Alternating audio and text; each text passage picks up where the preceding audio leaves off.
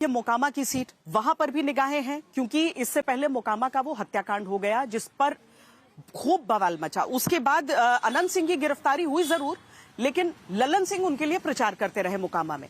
ललन सिंह का एक बयान था जिस पर खूब वहां पर बहस छिड़ी है, उस पर उनकी सफाई भी आई है। पहले आपको वो बयान सुनाते हैं।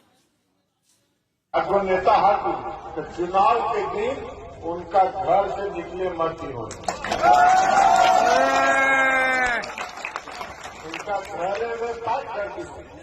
आप बहुत अगर हाथ जोड़ तो कहियो कि तू चला हमनी के साथ अपन वोट गिरावा और आके घर में।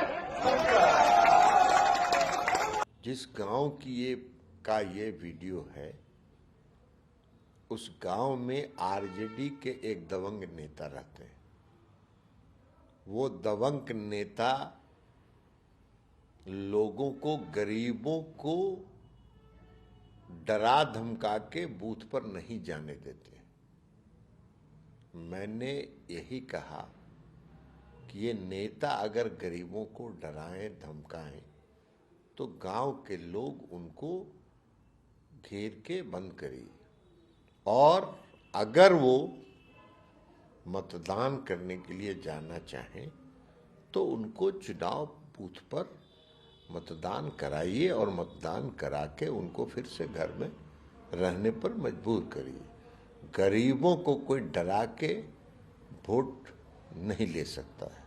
उसी दिन मोकामा के जो चुनाव कार्यालय में मैंने कार्यकर्ताओं को कहा कि मोकामा नगर परिषद के 15 से 27 नंबर वार्ड तक जो गरीबों का वोट है, वहां कुछ लोग जाके गरीबों को डरा रहे हैं, धमका रहे हैं और ये कह रहे हैं कि 6 इंच छोटा कर देंगे।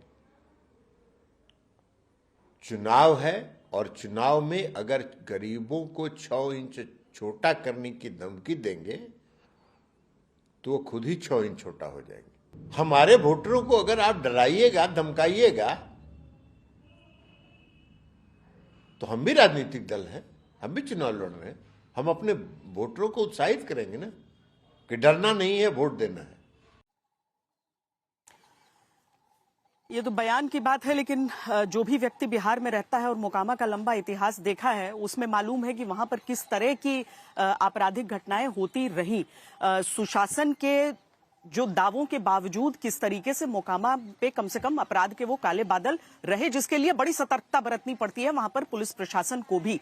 अभी बहरहाल चुनाव के बीचों बीच जिस तरह का एक दुर्भाग्यपूर्ण कांड हुआ है, उसके बाद शशिभूषण, मैंने देखा कि वहां पर पूरे बढ़ैया से होते हुए आगे मोकामा तक हर तरफ सुरक्षा बलों की जो मौजूदगी वहां पर रही, वो बाकी हिस्सों में वैसी अप्रत्याशित नहीं दिखती है। लेकिन इस सब के बीच एक तो वो आपको सुरक्षा व्यवस्था बनाए रखने की जिम्मेदारी है, दूसरी तरफ वहां की राजनीति कोई कम नहीं हुई। अनंत सिंह के जेल जाने के बाद भी बहुत भीषण लड़ाई वहां पर भी है। बिल्कुल श्वेता, बिल्कुल भीषण लड़ाई मानिए। और ये लड़ाई एक ऐसी है जिसमें न केवल अनंत सिंह और सूरजभान सिंह आमने सामने हैं, क्योंकि सूरजभान सिंह की पत्नी उम्मीदवार है वहाँ आरजेडी से, बल्कि नीतीश कुमार की राजनीति के लिहाज से भी उनका जो जातीय समीकरण, मतलब जो सोशल इंजीनियरिंग नीतीश कुमार ने की बिहार में, उसका भी लिटमस टेस्ट है। क्योंकि सबको मालूम है कि भूमिहार वोटर्स की संख्या सबसे ज़्यादा है मोकामा में, लेकिन इसके साथ अगर अति पिछड़ा वोटर जोड़ते हैं तभी जीत मिलती है।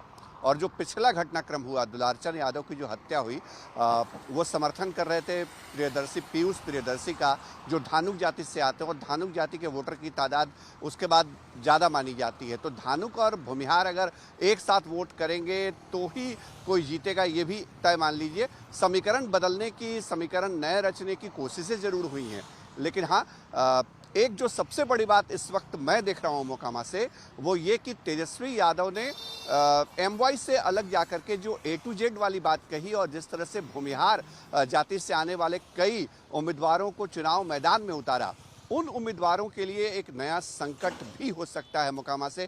क्योंकि अनंत सिंह उसी भूमिहार जाति से आते हैं और वहाँ पर यादवों की गोलबंदी जो भूमिहारों के खिलाफ दिखती है, वो एक प्रभाव डालेगा न केवल मोकामा पर बल्कि उन सीटों पर भी जहां भूमिहार कैंडिडेट आरजेडी से हैं। ये ऐसा संकेत लग रहा है इस वक्त। श्वेता।